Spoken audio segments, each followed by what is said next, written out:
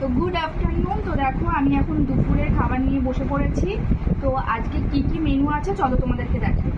তো আজকে আছে এই যে পটল ভাজা, আর আছে এই যে আলু উচ্ছের তরকারি, মানে সর্ষে দিয়ে আলু উচ্ছে একটা চচ্চড়ি টাইপের করেছে।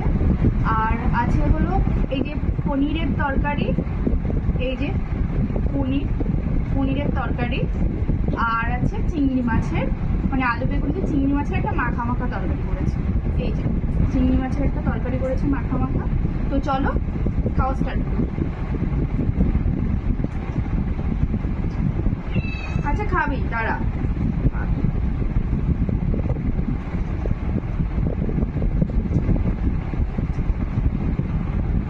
আলু চচ্চড়িটা খুব ভালো হয়েছে মা, দারুণ হয়েছে।